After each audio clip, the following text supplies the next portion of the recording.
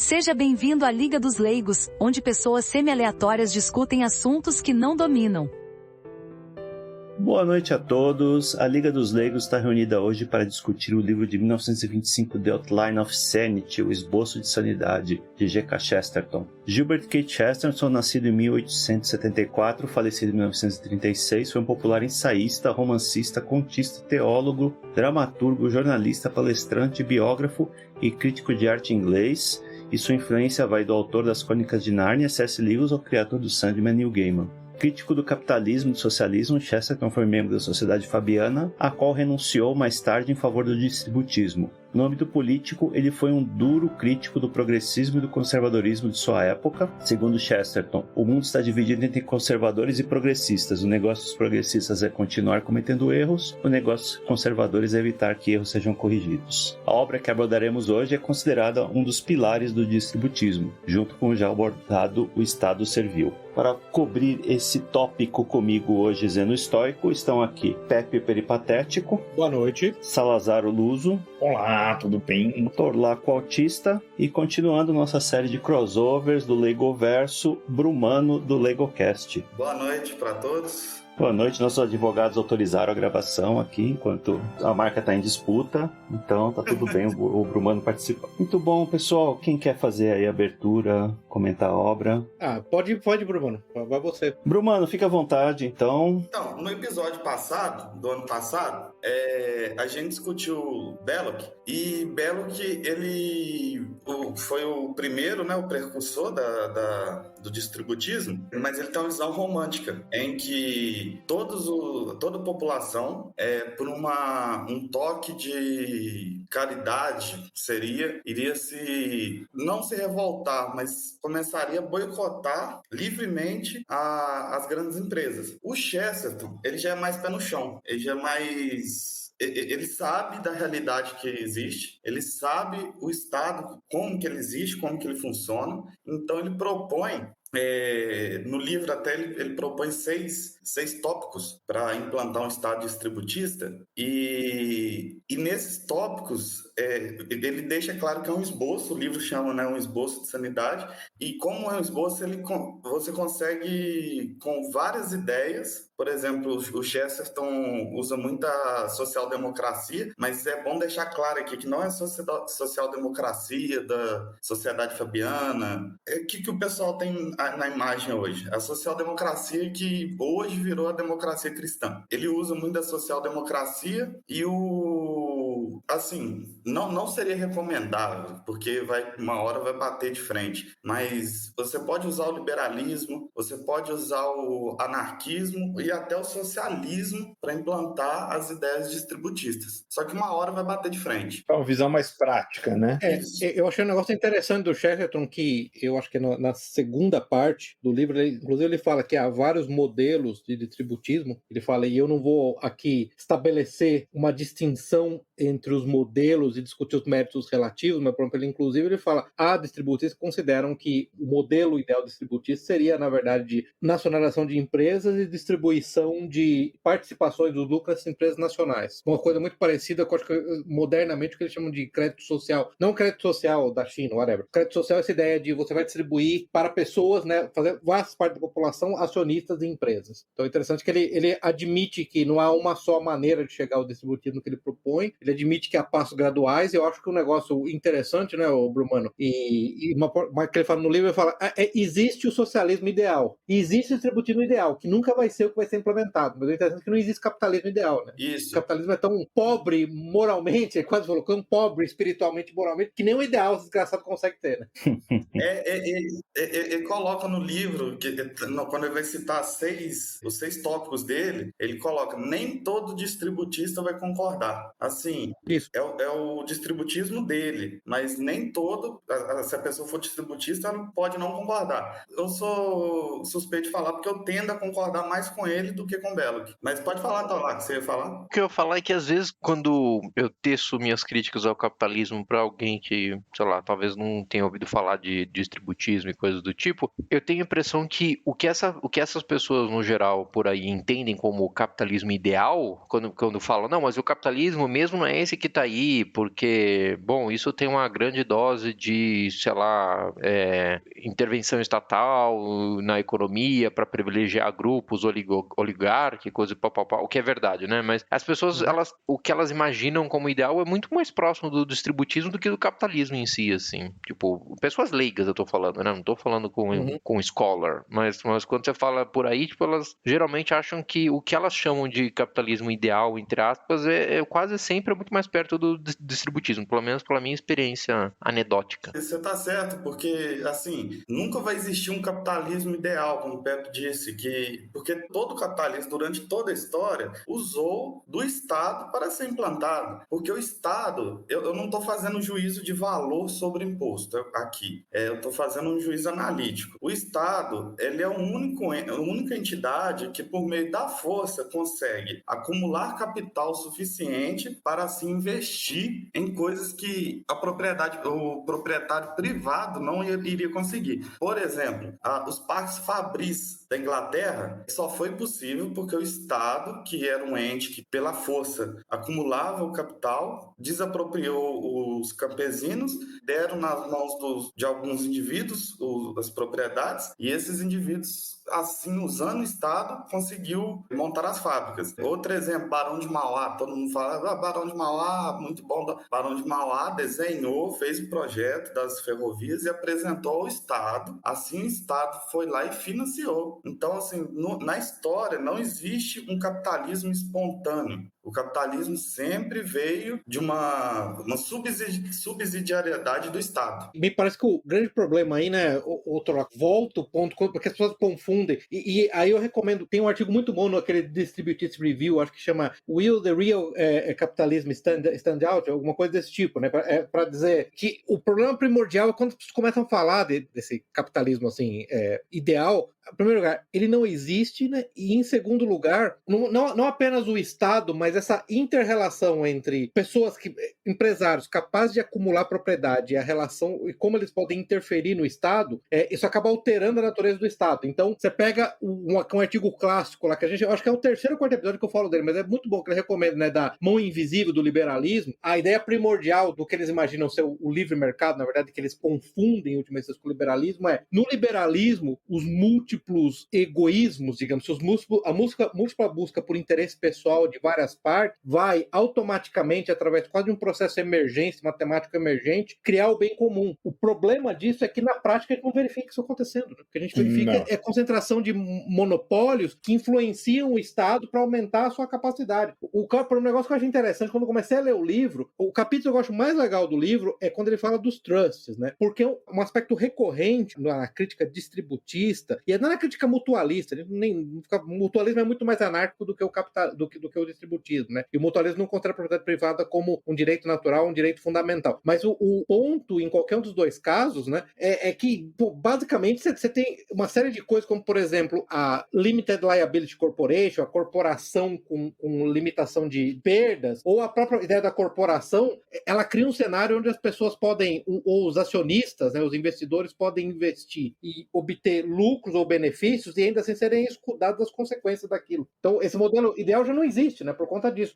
E a Limited Liability Corporation, e um negócio interessante, acho que é John Melville, que ele tem um artigo muito bom também sobre onde está o livre mercado e por que os economistas não conseguem achar isso, né, o ponto dele. A ideia da Limited Liability Corporation, voltando a essa ideia, por exemplo, da corporação, né, e da ação pública, foi uma intervenção estatal. Isso não é um processo natural que criou isso, né? Em algum momento o Estado decidiu que esse tipo de coisa seria permitido, no qual você teria investidores que poderiam ter os seus bens protegidos do investimento que eles iam fazer. E assim, só para complementar, né, o capitalismo, ele na verdade, ele é um pré-socialismo, né? Aí o Marx entendia que as sociedades estavam prontas para avançar para o comunismo, que era o endgame, digamos, né, da teoria marxista, através de um capitalismo maduro. Então, assim, nunca se houve um capitalismo humano, né? Mentira isso. E essa ideia é muito parecida com a ideia dos comunistas, de que, assim, olha, a gente não viu ainda o capitalismo justo, mas ele é o sistema mais justo que existe. Isso é mentira. O Adrian Vermelho, o Salazar, o Adrian Vermelho, nesse artigo que eu mencionei, ele chega a falar de... Aí, por isso que eu volto a dizer que as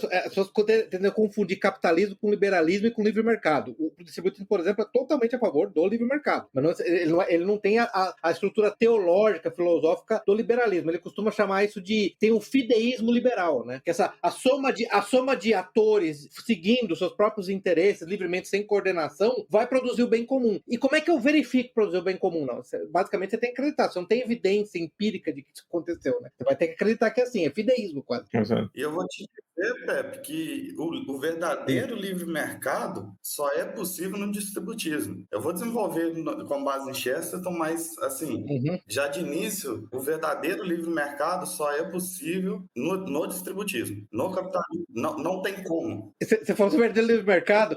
Você pega... Quando Adam Smith falava da mão invisível, eu até fiz a anotação aqui do que ele considerava na teoria neoclássica econômica, né? O que precisa acontecer para o mercado ser livre? O mercado tem que ser um mercado aberto, ausência de poder de monopólio, ausência de poder de monopsonia, monopsony, uma divisão de trabalho... O que é monopsony? Só tem um comprador. Monopólio só tem um vendedor e monopsonia só tem um comprador. O Estado, por exemplo, tem muitas coisas que o Estado tem poder de monopsony, né? Sim. Divisão do trabalho, uma divisão fina entre produção e consumo, né? Ausência de produtores com tecnologias privadas pivotais de diferenciação e informação perfeita, mais ou menos fidedigna no mercado todo. Pelo amor de Deus, onde é que isso existe? Nunca. Pelo amor de Deus, que coisa ridícula, né, gente? Faz um favor, Não né? existe, não existiu na história. Isso, pô. Pelo amor de Deus. Por falar em história, eu queria chamar a atenção aqui para um ponto que o Chesterton escreveu esse livro lá no início do século XX, né? Quando o socialismo começava a engatilhar, sei lá, nos anos 27 ainda tinha acabado de acontecer lá a revolução na União Soviética, e o capitalismo ainda estava... Ele dava essa preocupação com o monopólio, com as grandes lojas, que ele dedica lá uns artigos, por que as grandes lojas iam prejudicar o comércio. Assim, um século depois, a gente já passou muito do pior pesadelo dele, né? Para mim, o maior exemplo disso é o sistema financeiro, onde teve tal acúmulo de certas instituições chegaram a tal nível de monopólio que a gente tem essas instituições que falham seguidamente e são resgatadas pelo Estado, né? Onde que está o capitalismo aí, né? Falharam lá em 2008, o governo americano lá fez bailout para todo mundo, está fazendo de novo agora com o Banco do Silicon Valley e outras instituições aí que quebraram. Signature Bank, também em Nova York. Isso cria um ciclo vicioso, né? Onde essas instituições são cada vez mais irresponsáveis, né? Com dinheiro alheio, com a certeza que o Estado sempre vai estar lá para fazer um bailout, para dar uma mãozinha quando o sapato apertar, né? E o Chesterton, no início, ele diz que, do esboço de sanidade, ele diz que muitos podem perguntar aonde vamos chegar com todo esse bolchevismo. Mas também podemos perguntar aonde nós chegamos apesar de todo esse bolchevismo.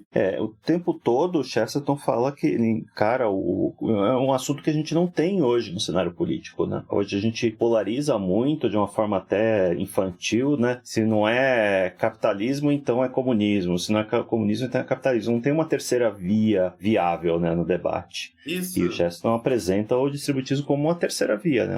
Que não corrige os erros do capitalismo e do socialismo. Olha, uma das análises mais legais que eu vi, um dos melhores argumentos assim pró-distributivismo, lembrando que no distributivismo você tem que, ou você redistribui, né? A ideia é a justiça distributiva, do qual primeiro Aristóteles falava, depois São Tomás de Aquino, São Alberto Magnus, né? E todos os escolásticos, Salamanca, todos eles é da justiça distributiva, que você tem bens, riqueza que tem que ser distribuída segundo mérito, tem algum mérito específico que é determinado por condicionantes assim culturais. Um dos pontos mais legais do distributista, ele fala, olha, o capitalismo, na verdade, até a Segunda Guerra Mundial, ele vivia crises brutais, como a crise de 29. E, em grande medida, a receita para estabilizar as crises brutais do capitalismo, em grande medida, foi o keynesianismo. Qual que é o princípio básico do keynesianismo? É redistribuição, sim, mas não dos bens de produção, né? Mas sim da riqueza, do dinheiro. Da própria produção. Do resultado final da própria produção, né? Não é dos bens de produção, mas do resultado final da produção. Então, na verdade, assim, um dos melhores argumentos pró-distributivismo que eu vejo é o seguinte, olha, o distributivismo já existe. Literalmente, todas as democracias ocidentais, sociais-democracia, elas adotam o modelo keynesiano no qual elas estão usando a taxação para redistribuir riqueza, para distribuir o produto final. Então, a disputa simplesmente é, você quer redistribuir os bens de produção ou você quer redistribuir, vamos chamar nesse caso, os bens de consumo ou a riqueza? Porque a redistribuição já acontece. Você falou aí, Zeno, do Silicon Valley Bank, a verdade é uma só. A intervenção do governo americano, ela veio para impedir uma corrida aos bancos. As pessoas esquecem disso, mas até o final da Segunda Guerra Mundial, corridas aos bancos são coisas que aconteciam constantemente. E tem um impacto terrível na comunidade, na população, é contra o bem comum. Então, em certa medida, você pode dizer que o governo Biden agiu em favor do bem comum ao se antecipar e dizer, não, nós vamos garantir os depósitos no Silicon Valley Bank, no Signature Bank e outros bancos regionais para evitar uma corrida aos bancos. O fato é que o distributismo, então, nesse caso, distribuição de dinheiro, já é um fato da realidade do capitalismo, entendeu? Não tem essa disputa, esse livre, volta um ponto. O livre mercado já não acontece desde a Segunda Guerra Mundial. O keynesianismo está em todos esses países, né? Todo mundo faz isso. O keynesianismo ganhou, depois da Segunda Guerra Mundial, ganhou a guerra, entre aspas, entre as economias, né? As filosofias econômicas. Mas, Brumano, ele ganhou, em certa medida, com justiça. Acho que o ponto mais importante é com justiça, porque a proposta de estabilizar as crises contínuas do capitalismo, em grande medida, funcionou por... estamos falando de quase 80 anos.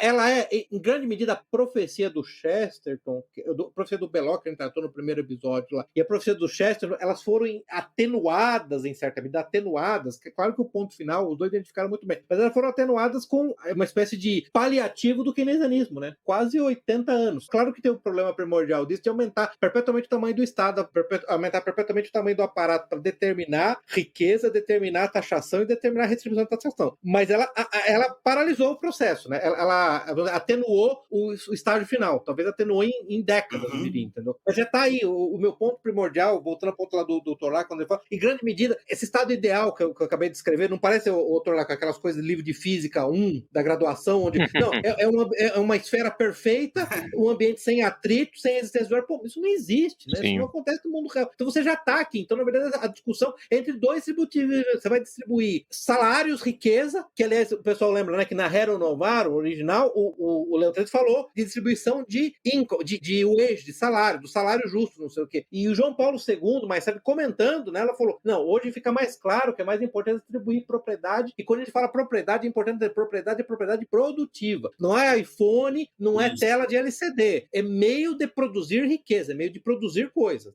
É, sei lá, é trator, é uma máquina de CNC, é uma controladora lógica programável de uma linha de montagem. Isso que é propriedade, né? É penduricado na propriedade. O seu Xbox One não é propriedade. Então, eu acho que o ponto mais relevante, o Toraka até fez uma pergunta boa, porque claro que ele é autista, falou, pô, mas dado o primeiro episódio, do que estão falando nesse episódio? O Brumano até me perguntou, não sei o que eu falei, eu acho que é mais sobre o Chesterton, como ele é um cara mais prático, mas por outro lado o livro tem umas certas coisas datadas, como a volta ao campo, não sei o que lá. Como é que a gente vai trabalhar para mostrar que, na verdade, o futuro do distributismo, né? A aplicação do distributismo, e como, na verdade, eu acho que para mim essa é a grande sacada aqui, lendo o livro e estudando o episódio. O distributismo já está aí, ele já acontece. Uma das formas que ele acontece chama isso keynesianismo, entendeu? Então a gente só quer um modelo mais, um modelo que dá mais dignidade para as pessoas do que o Bolsa Família, do que o UBI. É só isso. Sim. Agora deixa eu falar um negócio. Quando eu estava lendo sobre o que o Chesterton fala, né, do distributismo, ou distributivismo, hein, como vocês quiserem chamar, me lembrou muito as ideias de um outro livro chamado Small is Beautiful. A Study of Economics, yes, as if People Matter, do Ernst Friedrich Schumacher. E daí ele era um protegido do Keynes. Ele era tipo... Então só pra você ver que, né, o fruto não cai longe da árvore, né, do pé, sei lá como que é essa expressão, perdoem o autista, mas algo do tipo. e o Schumacher, ele se converteu ao catolicismo muito... Pô, não sabia disso não. Sim. Na verdade, eu não achei nenhum autor dos que eu pesquisei que não fosse católico. O Chesterton converteu, o Belloc católico e o Schumacher também. É convertido. E assim, no início da obra, o Chesterton ele fala que muitos podem alegar que a distribuição de terras vai acabar voltando ao monopólio de terras, porque as pessoas vão tender a vender as suas terras. Só que as pessoas têm a imagem da venda de terras o seguinte, que uma pessoa com 5 hectares de terra tem ao lado alguém com 60 hectares de terra, 60 até pouco, mas, por exemplo, 150 hectares de terra. Essa pessoa que tem 150 tende a engolir aquele que tem 6 hectares, 5 hectares de terra, porque a pessoa que tem 5 hectares não tem as condições para ter uma justa competição àquele que tem 150. Mas isso não aconteceria se tivesse uma pessoa com 60 hectares de terra e outra com 40. Por mais que uma pessoa com 40 hectares de terra tivesse menos terra do que a pessoa com 60, ela tenderia a não vender, porque ela teria a tendência a ter uma igualdade na competição. E o Brumano, e aí é legal que o que eu entendo dessa parte, quando ele fala isso, em certa medida o Chester está apelando ao senso comum do britânico do começo do século XX, que via isso no seu dia a dia, tá? Propriedades de tamanho específico que ficavam lá estáveis, passavam de família para família. Número 1. E número 2, se você voltar no nosso episódio anterior lá sobre o Belloc faz inclusive um levantamento histórico da estabilidade de propriedades de tamanhos relativamente pequenos ao longo da história medieval. Sim. Então, na verdade, tanto o senso comum, que talvez hoje não seja pra gente, mas era pro britânico do começo do século, quanto o registro histórico é exatamente o que você está falando, entendeu? Não existe essa força, essa impulsão que não... Um cara tinha um tamanho X e começava a engolir todos os danos. Não era isso que a gente via, não é isso que acontecia. Esse é um fenômeno artificial por conta... Aí entra no ponto, Zeno, só o ponto que o Zeno falou do mercado financeiro e tudo mais. Isso vem com a concentração da capacidade de disponibilizar crédito, que não é, de novo, não é natural. Teve uma intervenção governamental, né, de novo, na reserva fracional, na regulamentação de cobrança de juros, que permitiu a certas entidades terem o monopólio do crédito para que você pudesse fazer esse tipo de compra. Isso também não é natural, não é força da natureza, não é movimento de partículas. Mas essas entidades, assim, elas estão sob o controle de alguém, você acha, assim? Salazar, e aí? Não, tô perguntando, assim, só para saber. Pode ser, né, que tem alguns grupos aí Talvez existam. Pode ser. Eu não sei do que vocês estão falando, eu tô chocado, tô boiando aqui, nossa, meu Deus, tô chocado. Eu queria trazer um exemplo não europeu aqui dessa questão da ordem emergente, que nos anos 70, na ilha de Bali, o governo resolveu o principal produto lá agrícola, arroz, né? Estava profundamente ligado a religião da ilha, né? Religião de origem hinduísta, e templos de água e uma série de rituais que eles faziam. Aí o governo resolveu trazer a Revolução Verde, vamos trazer aqui mudas mais produtivas, processos mais modernos, e vamos aumentar a produção, né? Mais alimento à população e coisa e tal. O processo fracassou terrivelmente. Teve pragas, várias colheitas fracassaram. Alguns estudiosos começaram a fazer uma análise numérica, uma análise quantitativa da produtividade, e chegaram à conclusão que o sistema ancestral que estava sendo praticado, com os templos, uma série de questões de fundo religioso, era um sistema já ótimo para aquele cenário, né? Era o sistema que mais produzia. Então, e chegaram também à conclusão que nunca houve na história de Bali uma autoridade central que dissesse quanto que você tem que plantar ou quando você tem que colher. De alguma forma, os vários grupos lá, as várias pequenas fazendas, não sei se propriedade se aplica lá, os vários pequenos plantadores acabavam se entendendo entre si, né, negociando, chegavam a um resultado ótimo por conta própria. Bastante interessante. E só para complementar o que o Zeno falou, que isso é muito importante, ele falou de propriedades emergentes, para deixar claro para quem... Propriedades emergentes são um fenômeno matemático da teoria de sistemas, no qual sistemas complexos, em ramos definidos e não necessariamente com uma coordenação central, conseguem atingir o equilíbrio e estabelecer comportamentos complexos sem a necessidade de um desenho prévio, tá? Para deixar claro o que ele quer dizer com propriedades emergentes nesse caso. Citando o Zeno, você falou, tem um outro artigo muito bom sobre Lessons for Localists, The Great Indian Farm Revolt de 2020-2021, que é exatamente sobre essa questão. Pequenas cooperativas agrícolas na Índia que se revoltaram contra uma tentativa do governo de taxação, que claramente ia levar à inviabilidade das pequenas propriedades, e como eles, na verdade, tiveram sucesso, inclusive econômico, inclusive na mudança de lei, e como isso também, de novo, era otimizado para aquela situação específica localmente. O que eu acho legal, para estabelecer um paralelo que eu falei sobre a questão da mão invisível do livre mercado, é que um dos aspectos cruciais do distributismo é que ele é localista, ele é subsidiário, ele acredita na solução local e na necessidade da manutenção de comunidades locais, e como é perfeitamente possível ter soluções emergentes ótimas na comunidade local, que os liberais, na escala liberais, estou usando o sentido clássico da palavra, como a gente sempre usa aqui, né, de liberalismo, eles negam que isso aconteça em âmbito local, mas por algum motivo, quando você atomiza isso para indivíduos, ele acontece. É muito interessante, né? Eu acho interessante desse caso que você mencionou e desse caso de Bali também, porque como são pequenos grupos, pequenas propriedades, eles são refratários à falha de um elemento. Um sacerdote lá tomou uma decisão errada, escangalhou lá uma determinada plantação, o resto do sistema se autocorrige. Sim. Aqui no sistema financeiro que a gente mencionou, o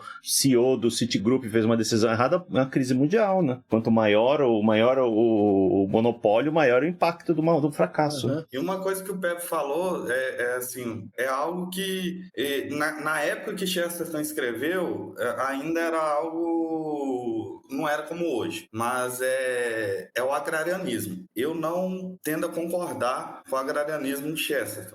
O 3 acres e uma vaca, né? No caso, o mundo, o Chesterton não viveu para ver como que o mundo ia virar, o que ia ficar. Então, para ele, teria que ter uma volta ao agrarianismo mais forte, só que hoje a gente sabe que é praticamente possível, que o mundo já se desenvolveu ao ponto de ter fábrica até em cidade pequena. E assim, muita gente pergunta, ou pode perguntar, como que poderia ser implementado o distributismo. E também que o distributismo não é a falta de Estado ou recusar o Estado. Chesterton, e Belloc também, no livro dele, ele deixa claro que o Estado é um instrumento para implementação do distributismo.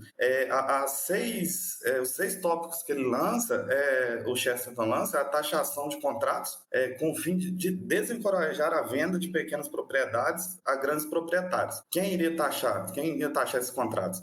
O Estado, né? Algo como a lei testamentária napoleônica, destruição da primogenitura, naquela época, o nascimento da aristocracia, né? Da lei napoleônica, dos privilégios com os herdeiros. De propriedade, né? Desculpa te cortar, Bruno, mas a propriedade só para o primeiro filho, né? Na verdade, concentrar a propriedade na família, a ideia era distribuir a propriedade na família, começando na família, desculpa te cortar, mas só para deixar claro que a gente quer ter com primogenitura. E estabelecer a common law para os pobres, quem queria estabelecer também? O Estado, que teria que estabelecer a proteção deliberada de certos experimentos por pequenas propriedades e, se necessário, por tarifas, e até mesmo tarifas locais, que é muito distributista isso, a descentralização. É importante a descentralização.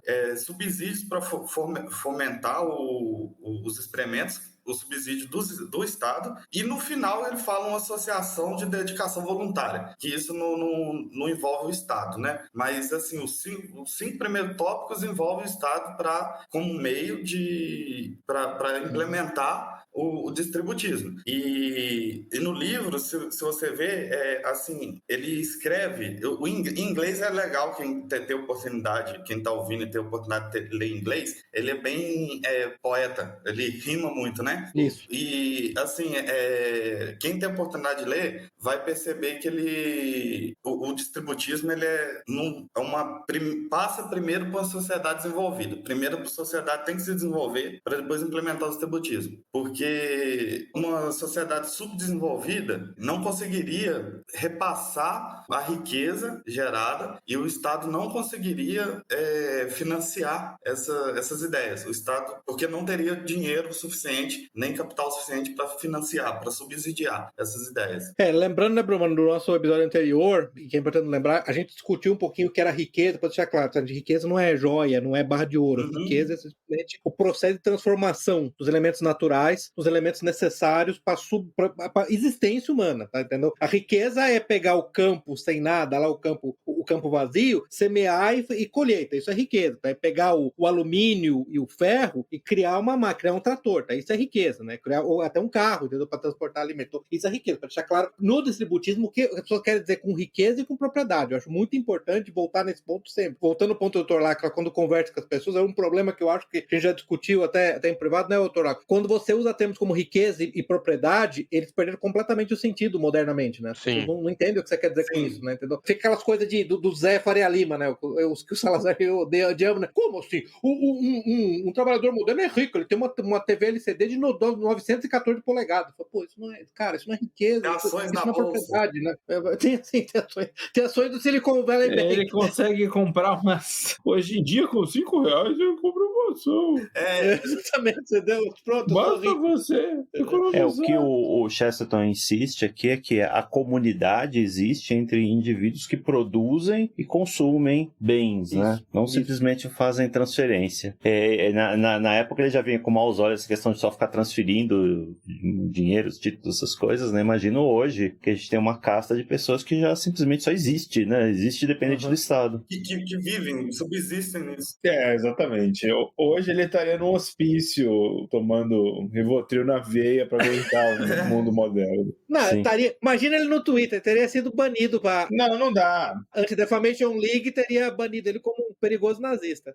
A gente vive exatamente a distopia que eu acho que esse cara não conseguiria suportar, cara. Porque, assim, é tudo... Por exemplo, né? É o que ele fala, né? O poder das grandes corporações, né? Versus a pequena empresa. Então, assim, esmagadoramente o que a gente vê hoje é grandes corporações, empresas pequenas desaparecendo ou, né? Altamente vulneráveis, no melhor dos casos, né? Você pode falar, não, mas olha, a maioria são pequenas empresas, elas são altamente vulneráveis, leva uma lapada tipo Covid e desaparece. Sim, então, assim, sim. O sistema teria que ser reformado. Eu não tenho uma resposta, né? Mas, assim, eu acredito que esse sistema atual ele teria que ser destruído para se construir alguma coisa desse tipo. Então, com base no Chesterton e nos meus estudos, eu tenho uma concepção, uma pré-concepção do que poderíamos fazer. O romantismo de Belloc tá descartado, porque eu não creio que a gente conseguiria comover pessoas assim, suficiente para boicotar as empresas grandes. E o que acontece hoje em dia? Existe, por exemplo, vou dar exemplo de uma coisa que todo mundo faz. Existe Walmart e Carrefour, por exemplo. O Walmart, que é mais famoso. Eles têm... Fechou, saiu do Brasil. Fechou? Então... Saiu do Brasil. Foi vendido pro Big e o Big foi vendido pro Carrefour. Mas enfim, é um exemplo. Okay. O Carrefour, que assim que vai estar no dia a dia de quem tá ouvindo aí. Tem o Carrefour. E tem a vendinha do Seu Zé. Ambos vendem produtos alimentícios. Só que o Carrefour, ele consegue vender com menor preço, um preço mais baixo. Só que aí os liberais vão dizer o seguinte, mas no livre mercado ganha quem tem melhor qualidade, o melhor produto, mas isso é uma mentira, porque o mesmo produto, vamos pegar, por exemplo, óleo de soja marca X, o mesmo produto que o Seu Zé vende é o mesmo produto do Carrefour. Sim. Só que por que o Carrefour consegue vender um preço mais baixo? Porque, além dele comprar uma quantidade muito grande, ele compra pelo 1/3 do preço, porque o Seu Zé precisa comprar o que ele vende durante o mês ali, por exemplo, 4 caixas, e o Carrefour compra 200, 300 caixas do mesmo produto, do óleo aqui que a gente está falando. E o Carrefour também, ele tem... existem pessoas que trabalham para empresas assalariadas, que ganham um salário mínimo, trabalham de segunda a sábado, e é uma pessoa subvalorizada. Então, assim, essa pessoa, o pobre, ele vai escolher sempre o menor preço. Ele não tem poder de escolha. Então, quando fala assim, mas isso é bom, isso é muito bom, porque a pessoa vai poder comprar no Carrefour lá porque é mais barato. É bom para quem compra, mas para quem trabalha é uma porque... Sim, os salários são achatados, né, nessas grandes corporações. Mas tem alguns aspectos aí que eu queria falar isso daqui. Falando especificamente de produto alimentício, talvez não seja o melhor exemplo, mas a gente está vivendo agora, abril de 2023, a gente está vivendo um tumulto lá no Twitter, por quê? Porque o governo resolveu taxar as compras que as pessoas faziam em certas empresas chinesas, lá na Shein, Alibaba, e aí isso gerou um tumulto, porque antes o pessoal comprava coisa mais barata, vinha da China, mercadorias de qualidade razoável. Por que estão fazendo isso? Primeiro, porque o governo quer dinheiro. E segundo, para privilegiar os grandes magazines que compram a mesma mercadoria feita no mesmo lugar, pelo mesmo trabalhador semi-escravo lá na China, só que vai vender mais caro. Isso. Isso. Então, o governo... Então, cadê o livre mercado? O mercado não está aí, entendeu? Então, quando você está discutindo, não, você quer abolir o livre mercado, mas já não é livre mercado. É evidente que não é. Essas megacorporações que financiaram a campanha do Lula, a campanha do Alckmin, têm, obviamente, um interesse, um poder de pressão para que o governo tome medidas específicas que não tem nada a ver com movimentos naturais do mercado. Uma decisão tomada no Ministério da Fazenda. O cara do Riachuelo estava comemorando. Tava comemorando. Claro. Bruno, esse ponto que você fez, o começo do livro, assim, o livro tem, acho que são 5 partes, né? A primeira parte, quando ele começa a falar de geral, tem 2 coisas que ele fala que é importante. Uma delas é que o capitalismo, ele é inerentemente instável, e ele fala disso não apenas na concentração de propriedade, igual a Belloc falou, ele fala uma coisa bem importante, que ele fala, no capitalismo, você quer ao mesmo tempo que o trabalhador seja tão pobre a ponto de não ter opção além de trabalhar para você pelo salário de fome, mas que também seja rico bastante para comprar sua mercadoria. Sim. O Chesterton costuma já falar, não deveria se chamar capitalismo, deveria se chamar proletarianismo, que a maioria são proletários, só a única coisa que elas têm é a força de trabalho para vender. Nesse proletariado, você quer que a massa de proletários, num dia, esteja tão desesperada a ponto de ganhar o mínimo, mas também no dia seguinte possa comprar. Posso comprar o que ela mesmo produz, que ela não tem condição de comprar. E assim, é bom deixar claro que, ao contrário do socialismo, que é usar os oprimidos contra os opressores, né, contra a burguesia, para, num ato de violência, exterminar a burguesia e montar um Estado somente proletários. O distributismo não tem problema nenhum com a burguesia. Na verdade, a gente tem problema com o proletariado. A gente quer acabar com o proletário, transformar os proletários em pequenos burgueses. Aí o pessoal vai ouvir, vai até falar, você é um burguês. Posso até ser, mas assim, o problema está justamente no que você falou. Manter a pessoa pobre, essa pessoa que eu dei exemplo, que trabalha no Carrefour, ganha R$1.200, R$1.300, ela paga aluguel, porque ela não tem propriedade de moradia, ela paga aluguel, sobra para ela no final do mês ali R$400, R$500, então ela tem que se contentar em comprar no lugar mais barato. Então, qual seria o primeiro passo? É aumentar os salários, o aumento dos salários. Aí os liberais vão falar assim, mas se aumentar o salário, o aumento vai ser repassado para os produtos do Carrefour, por exemplo. Vai aumentar o salário de todo mundo e a margem vai ser passada para os produtos. Mas assim, ao contrário dos liberais e ao contrário dos socialistas, os liberais veem muito a parte econômica e os socialistas somente a parte social. O distributismo vê realmente a parte social e econômica, porque não é moralmente certo aumentar o preço dos produtos, porque a empresa já está tendo um lucro, um super lucro em cima daquilo. Então, se falar assim, então a empresa não vai aumentar, mas ela vai perder 200 milhões na sua conta bilionária no final do ano, depois de taxação de imposto, tal. Vai perder porque tem que perder. Bruno, uma coisa que a gente falou no primeiro episódio, e tem aquele artigo bom de introdução ao tributismo, daquela ética política, que é um jornal tributista lá, ponto e volta na questão até mesmo dos escolásticos, economia cristã escolástica. Economia é um ramo da ética, e economia não pode ser divorciada de fins morais. Aliás, eu diria que a ingenuidade de divorciar de fins morais, porque o divórcio da economia de fins morais só significa que a economia vai ter outro fim, que nesse caso é a maximização de lucro e o acúmulo de riqueza para uma parcela cada vez menor da população. O fim moral sempre existe. Então, essa ideia que não, você vai ter economia sem fim moral, não existe, né? Número 1. E número 2, o argumento clássico, não, mas então a empresa vai sair do país e vai produzir em outro lugar. Só se o Estado deixar, né? Só se a população, através da manifestação da sua vontade no Estado, lembra que o Estado tem que ter a representação existencial e formal dos desejos da população, permitir. Isso não é necessariamente verdade. Aliás, grandes economias, a Alemanha, a Coreia do Sul, eles se tornaram potências econômicas com protecionismo, com regulação do fluxo de capitais e de bens de consumo, né? De bens de produção. E quando você aumenta o salário dos assalariados, eles passam a ter o gozo da liberdade de poder escolher a vendinha do seu Zé. Ele pode pensar, ao invés de eu me deslocar 30 quilômetros da minha casa para ir no Carrefour para fazer uma compra, eu vou na vendinha do seu Zé, que é um microempreendedor, e eu vou ajudar ele. Isso é a verdadeira liberdade econômica. Sabe o que eu acho, eu vejo essas coisas que o Bruno fala, eu já penso, tem um lado, vamos dizer assim, acadêmico, sim, faz todo sentido, tal, os incentivos, e outro lado que eu falo, como é que isso vai funcionar no Brasil? E eu já penso, isso não vai funcionar nunca. Porque a partir do momento que você aumentar o salário do fulano, ele vai gastar tudo com carro, com pinga, com sei lá o quê, e não vai exercer liberdade econômica nenhuma. Ou seja, não, tem duas coisas aí que é uma discussão longa que eu já tive com o Brumano, eu lembro de ter discussão com o Dr. Laco, eu já tive com todo mundo. Tem dois problemas aí,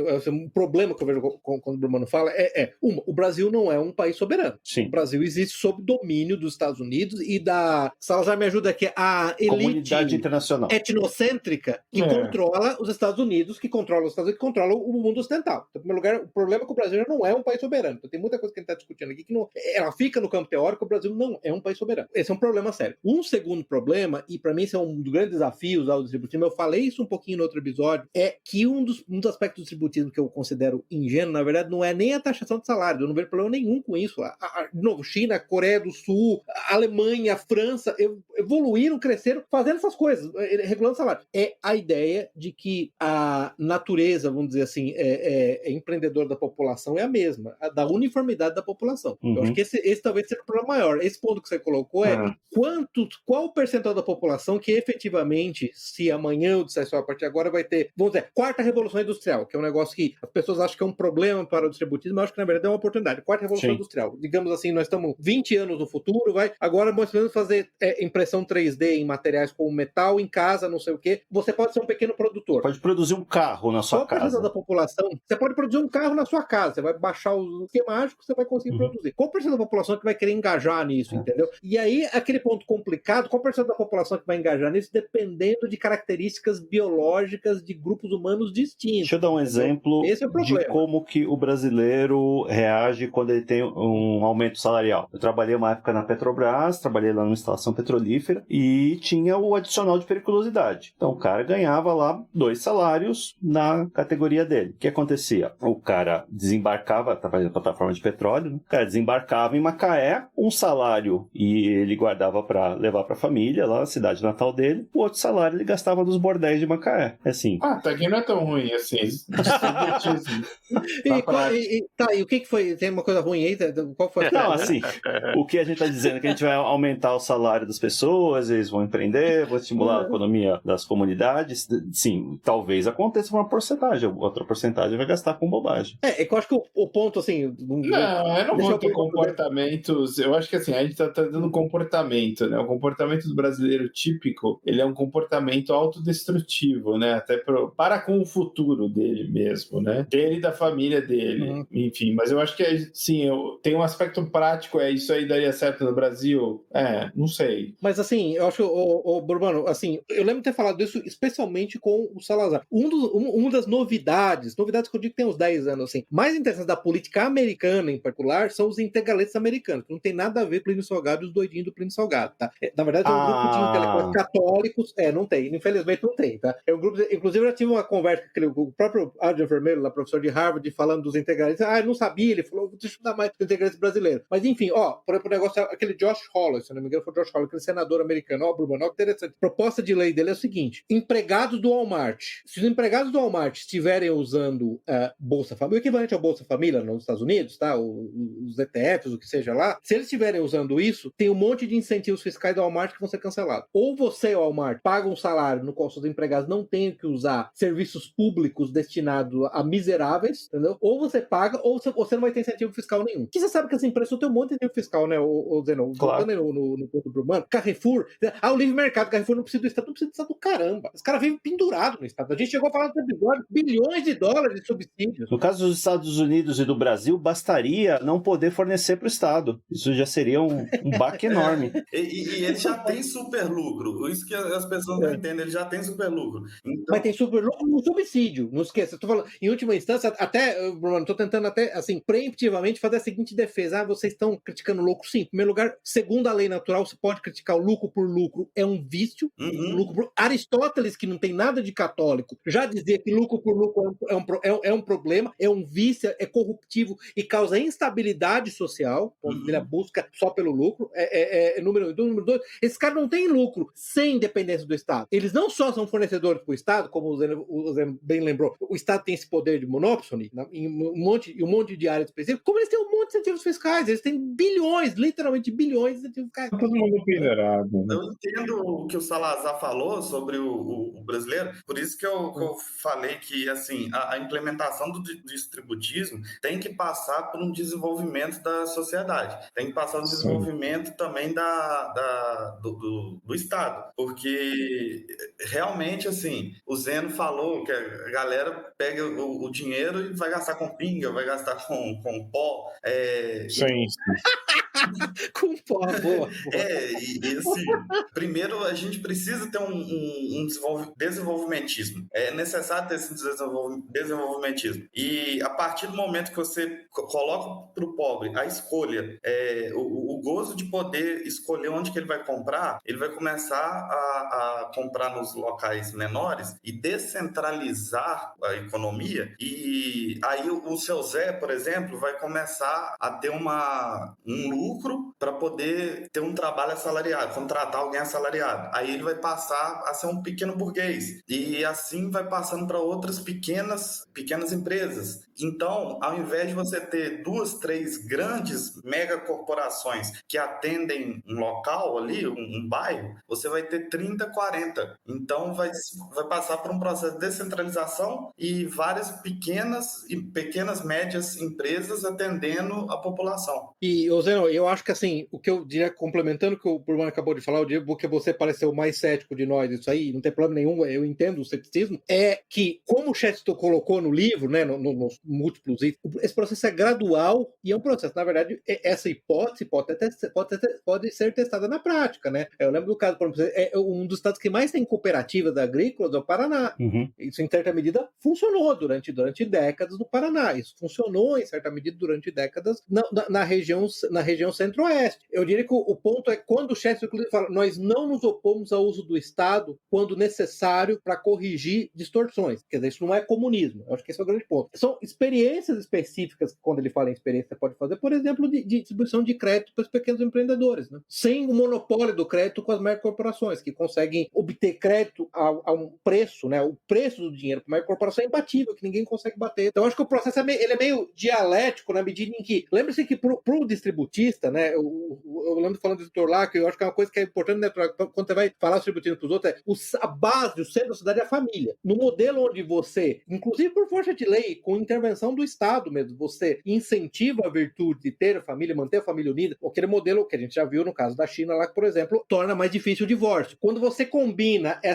você começa a ter incentivos para a virtude com incentivos para o trabalho produtivo e a conexão do trabalhador com o trabalho produtivo no seu negócio, né, vendo o processo produtivo todo, você começa a ver certa mudança e uma certa seleção. Não estou dizendo que vai acontecer do dia para a noite, e eu não estou dizendo que necessariamente há povos que eu acho que são menos capazes de fazer isso do que outros. Mas eu acho que o grande ponto é que no modelo de essa possibilidade, no mínimo essa possibilidade de fazer leis que permitam que você faça isso, elas não podem ser descartadas de antemão, que elas são descartadas por, você sabe, por 99% da direita, como que é. Isso é comunismo. Sim. Teve um país nos anos 40 que passou por um processo desenvolvimentista, e se não fosse uma guerra mundial, ele estaria no ponto de implementar um distributismo, porque ele teve o boom econômico e ali a sociedade estava pronta para os pequenos proprietários poderem crescer, e só que ocorreu algo chamado Segunda Guerra Mundial, que nesse país específico foi muito ruim para eles. Foi de propósito.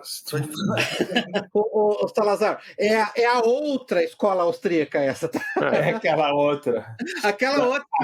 Aquela daquele pintor famoso. Isso, exatamente, entendeu? Mas uma das coisas que foi feita nesse particular país, o E. Michael Jones, né, que é intelectual católico, ele fala muito disso, né? Uma das coisas que aconteceu nesse particular país foi a facilidade de obtenção de crédito, né, por pequenos produtores. Isso, foi é como se fosse uma cooperativa hoje em dia. No Brasil a gente até tem mecanismos de fomento, assim, mas foram totalmente corrompidos, né? Sim. Tem o BNDES lá, que é Banco Nacional de Desenvolvimento Social, que é um banco de fomento para isso que vocês estão falando, para empresas. empresas, empresários, que está financiando obra no exterior, né? Isso. Você tem coisas legais, eu acho que esse sistema S, né, do Senac, Sebrae, essas coisas. A gente tem o Cicobi, o Cressol, que tem coisas legais, eu acho. O que acontece no Brasil é que tem essa maldita coisa, assim, né? Por exemplo, você pega os regimes tributários, né? Nem vamos entrar nesse assunto, porque é um assunto muito depressivo e domingo à noite não dá para discutir sobre imposto, né, cara? Mas, assim, o simples, o super simples, é assim, você fatura até X, você pode entrar aqui, a fatura mais, você já vai para outra camada. Então, assim, não é um negócio que, digamos assim, ele quer que você cresça, mas você também não vai, você vai encontrar obstáculos criados pelo próprio sistema, né? E aí chega um certo patamar que você vai crescer com um varejista grande, você vai competir com um varejista grande, aí você vai se quando você entrar no mesmo patamar do cara que fatura 5 bi, entendeu? E você fatura, sei lá, 10 milhões. 1 milhão. Que seja, entendeu? Mas assim... O político. Não, tem os outros aspectos, políticos, influência, né? Enfim. O que eu falo é que eu já tive essa discussão nos Estados Unidos com o eleitor do Bernie Sanders, né? Que, assim, você tem que pensar o seguinte, cara, essas hiperregulações, e aí vem duas coisas, a hiperregulação, ela aumenta o tamanho do Estado, aumenta a burocracia, e portanto aumenta a burocracia que tem que ser paga com imposto, burocracia improdutiva que tem que ser paga com imposto, por causa da hiperregulação. Essas hiperregulações, quem que pede as hiperregulações? Quem é que tá lá na porta? Quem é que tem um monte de lobista na porta de congressistas pedindo para hiperregular a economia? São as mega corporações, sabe por quê? Porque elas conseguem viver com a regulação e o pequeno negócio não consegue. Por isso que eu sou muito a favor do municipalismo. É descentralizar o máximo possível, mas não é anarquia, não é anarcapitalismo, essas bobeiragens. Sim. É o localismo, né? Era o que eu ia falar. Porque é a melhor maneira porque de um município para o outro já muda cultura, já muda economia, o sistema econômico. E em nível nacional de macroeconomia, eu acho que uma ideia muito boa seria para implementar no Brasil, fazer um desenvolvimento a nível nacional e assim implementar as ideias distributistas por meio de incentivo do Estado e subsídio a pequenos empresários. E lembrando que o maior detetor de terra, eu acho que eu falei no episódio do Belloc, o maior detetor de terra é o Estado, terras devolutas, não precisava expropriar ninguém, era só pegar as terras devolutas e distribuir entre as pessoas que não têm terra, seria o trabalhismo cristão do Alberto Pasqualini. Pelo trabalhismo cristão, a gente pode ter um desenvolvimento e, a partir desse desenvolvimento, implementar as ideias de Chesterton. Então, assim, a conclusão, né, assim, o Brasil é um federalismo filha da que não existe, na verdade. Pega assim, os Estados Unidos, quando era federalista, agora tá bem menos, digamos, né? É fake também. Mas quando era um federalismo de fato, né? Olha só quanto prosperou. Então, assim, se você conseguir descentralizar poder, realmente é algo que tende a gerar algo positivo, né? Quando vocês estavam falando, né, sobre os desafios da implantação do distributismo, seja no Brasil, seja onde for, né, me ocorreram duas coisas que o Chesterton fala que já foi falado, né, um episódio inteiro sobre o Belloc, eu acho que são coisas que são traços mais do Chesterton do que do Belloc, pelo menos eu não lembro de ter visto isso no Belloc, né. Um deles vocês já falaram bastante aqui, que é, digamos, esse arcabouço moral e cultural de que o distributivismo tem que vir acompanhado, né, ou seja, ele não pode só ser um pensamento puramente econômico, um sistema econômico e bota para rodar e as coisas funcionam, né, ele tem que vir acompanhado desse arcabouço que, né, falando aí, a gente já falou, em grande parte é a moral católica, né, então não tem muito, e ele se ampara nisso mesmo, então, né, deixar só como um sistema econômico e botar para rodar, provavelmente iria falhar tanto quanto outros aí, né,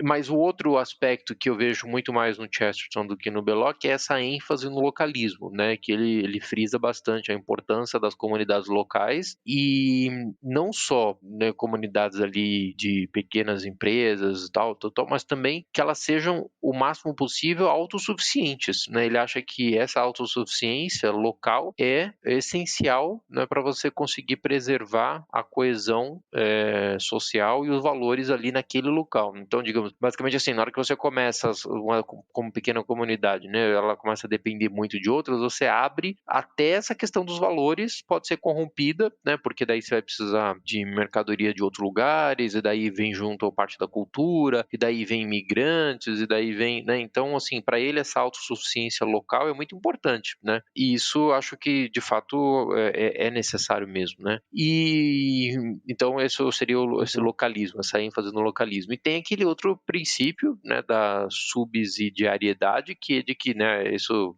a gente vê em vários, que as decisões deveriam ser tomadas no menor escopo possível, né? Então, digo, você pega qual que é o escopo em que essa decisão, o menor escopo em que essa decisão interfere, né? Então ela vai ter que ser tomada ali, né? Não em um maior. E isso também, né, acho que seria um grande desafio se eu fosse implementar isso no Brasil, né? Daí passa por isso, não sei se nem municipalismo, que nem o Brumano falou, acho que tinha que ser um negócio menor até, dependendo, sei lá, eu moro em São Paulo, porra, município aqui acabou, já não tem mais, né? Precisaria ser um bairrismo, sei lá. Acho que às vezes as pessoas perdem a escala, a noção da escala das coisas. São Paulo deve ter o quê? 12 milhões de habitantes, mais ou menos, um pouco mais. Isso é mais gente do que mora na Escócia inteira, né? Uruguai. E por falar em escala, eu só queria só vou falar uma coisa. Tem um dos conceitos do Schumacher que ele introduz, é o de human scale, né? De que as coisas deveriam acontecer numa escala, porque ele defende uma economia centrada na pessoa, né? Esse é o título do livro dele, e ele fala isso bastante, né? Que em vez de você perseguir, sei lá, uma métrica econômica ou o maior lucro possível, ou qualquer outra coisa assim, você deveria perseguir, né, alguma coisa que fosse focada na pessoa, né? E ele e muitos outros que falam dessa mesma ideia seguem esse conceito de human scale, uma escala humana, né? Então isso eu lembro de ter visto também isso na arquitetura, né? É incrível como esse tipo de visão, por isso que também acho que o Chesterton acerta quando ele fala que não é só o sistema econômico, né? Porque daí a forma como as cidades vão se organizar, até as construções, o tamanho da rua, né? Se a rua é para carro ou se é para pedestre, tudo isso pode adotar essa human scale. Mas beleza, já falei muito, era isso. Isso é excelente isso que você falou, Torlaco, até tinha notado isso, porque essa história das grandes lojas, que acontece? Você tem um hipermercado, né? O que o hipermercado precisa? Precisa ter um estacionamento, quer dizer que o estabelecimento que vai ser colocado do lado dele vai estar mais distante que se fosse um mercadinho do lado de uma barbearia. Então as coisas começam a ficar distantes, aí você começa a obrigar as pessoas a terem carro. Isso dilui, Estados Unidos, né? Dilui até a arrecadação de imposto, né, que o município faz, porque dependendo da localidade, começa a ficar na mão daquele estabelecimento. Se ele sair aqui da cidade, eu vou perder imposto, vou perder isso, perder aquilo. Ao passo que se tivesse vários pequenos estabelecimentos, você consumiria muito menos área útil, as pessoas conseguiriam interagir mais, né, ter um sentimento de comunidade, fazerem suas compras, seus negócios lá a pé, não ia precisar de carro. Então, sim, faz todo sentido isso. Só citar aqui, o Pepe, desculpa, Não. o Chesterton até fala que o problema, e até hoje o problema que persiste é esse. Vou colocar no dia atual, no caso, na atualidade. Quem faz a lei é o governo. No localismo, quem faz as leis são os locais. Quem irá fazer as leis são os locais. Então, assim, a descentralização e o localismo é importante por causa disso. Porque, às vezes, uma lei que serve lá pro norte não serve pro sul. E daí entra a importância da virtude, né? Porque, tipo, agora essas microesferas, sejam o bairro, sejam o município, elas são uma projeção daquelas famílias que estão ali, né? Então, digo, se as famílias forem virtuosas, elas vão ser capazes de se organizar de uma maneira que seja também condizente com isso. Se não, vai tudo para água abaixo. Então, digamos, a menor das esferas que a gente poderia ter é a da família, né? Claro que nem todas decisões podem ser tomadas só no âmbito da família, né? É a menor esfera na qual aquela decisão pode ser tomada, mas não vai dar cada família decidir, sei lá, se vai asfaltar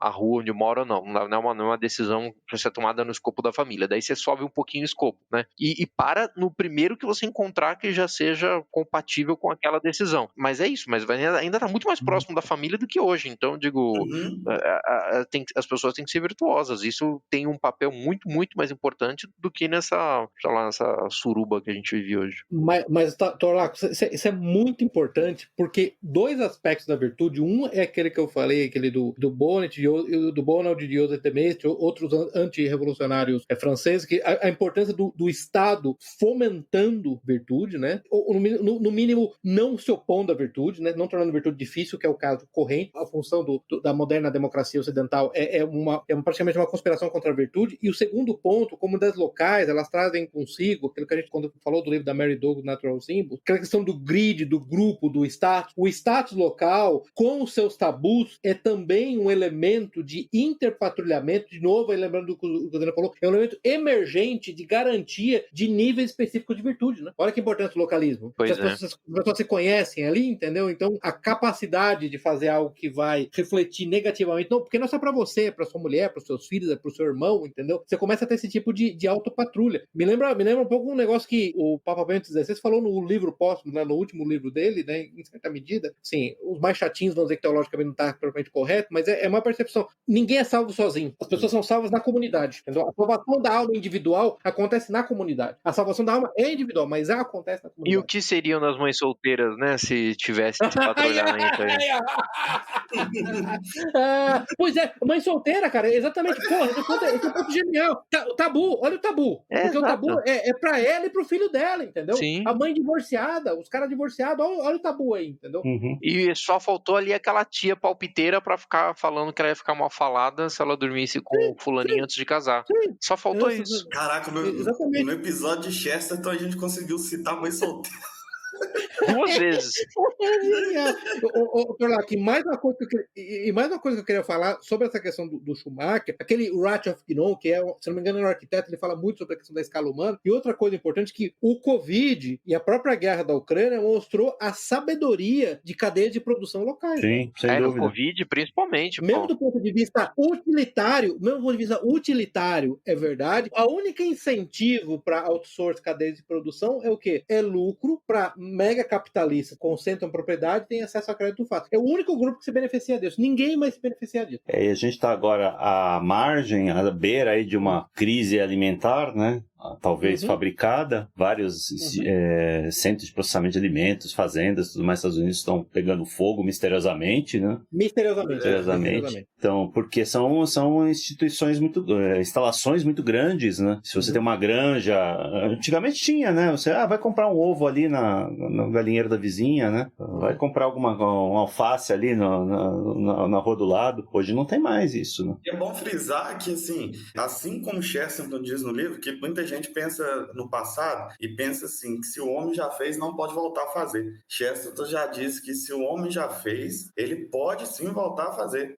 Tem aquela frase ótima do John Michael Greer, que é aquele cara meio ecologista, tá? A americana escreveu aquele livro muito bom, Twilight's Last Gleaming, que um dia eu quero resenhar aqui, sobre uma guerra dos Estados Unidos com a Rússia e a China, não sei o que lá. Ele tem uma frase ótima que ele fala, você fala, you can't go back, né? Você não pode voltar o relógio, é só uma invocação religiosa para os deuses do progresso. Não tem nada de racional nisso. Claro que você pode voltar. Não tem nenhuma tecnologia que não pode voltar. Tem um artigo recente bom daquele John Coase, que chama Why Conservatism is Failed. O artigo, a frase principal do artigo é a technological society can have no tradition. E volta um ponto que o Chesterton, quando ele fala como é que era o fascínio da máquina, o mistério da máquina, essa ideia que toda tecnologia nova apareceu, ela tem que ser usada, ela não pode deixar de ser usada, falou, isso não é verdade. Ele chega e fala, eu não proponho a destruição das máquinas, eu proponho a destruição da ideia que as máquinas são sagradas e elas não podem ser destruídas em nome de um bem comum. Máquinas específicas não podem ser destruídas em nome do bem comum. É a falácia da marcha do progresso, né? Marcha do progresso, Whig Story. Se eu tenho uma coisa que existe hoje, que não existia ontem, então essa coisa é melhor, então eu tenho que abandonar o que tinha antes. Que é exatamente o Whig Story, que é exatamente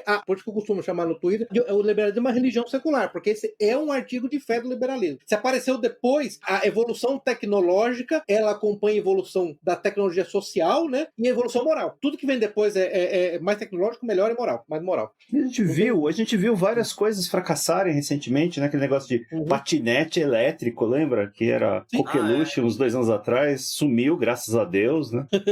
A gente tem que aprender com esses casos. E assim, o Pepe estava até me falando sobre, antes da gente gravar o episódio, sobre a 4ª Revolução Industrial, e eu fiquei pensando, eu tentei achar um artigo aqui e acabei não encontrando. Eu não sei se eu vi um artigo ou eu vi um vídeo, ou se foi numa conversa com um colega meu que é distributista também, o Douglas. Então, assim, você vê o monopólio acontece até onde não existe o Estado. Por exemplo, o Facebook, que agora é Meta, né? Que monopolizou. Você acha que não existe Estado, né? Isso que eu ia falar, né, Bruno? Eu vou botar aquele artigo do Alan McLeod, aquele podcast dele, basicamente, o exemplo lá que ele dá, o Google é uma criação da CIA, né? Assim, a gente acha que não existe assim, Estado, mas... não existe, como eu posso dizer, sanções estatais em cima. Tá.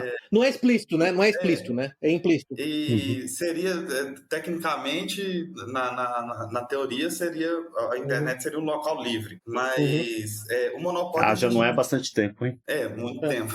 Mas o Facebook monopolizou a comunicação por celular, que é o WhatsApp, as fotos que você posta no Instagram, e o Facebook morreu, mas era um meio de você comunicar sua vida, o que estava acontecendo, coisas do mundo, compartilhar. Então, assim, o monopólio tem que ser combatido em qualquer esfera, mesmo se essa esfera seja digital, por exemplo. Porque se acontece no digital, é só um reflexo do que acontece no mundo real. Isso aconteceu no passado. A Microsoft, por exemplo, nos 90, tomou vários processos antitrust lá, alguns patrocinados pelos concorrentes, né, obviamente. Sim. Mas isso acabou, né? Você não ouve mais o governo cogitando sequer interferir nessas empresas. O exemplo desse episódio que eu vou colocar lá do podcast que eu recomendo, tá, com a Alan McLeod, eu esqueci o nome da moça que apresenta, ele fala, o exemplo do TikTok é um clássico, aquele boomer velho tonto daquele Trump, ficou o tempo todo, não, que o TikTok é do Partido Comunista Chinês e nós vamos banir o TikTok dos Estados Unidos. O TikTok começou a contratar um monte de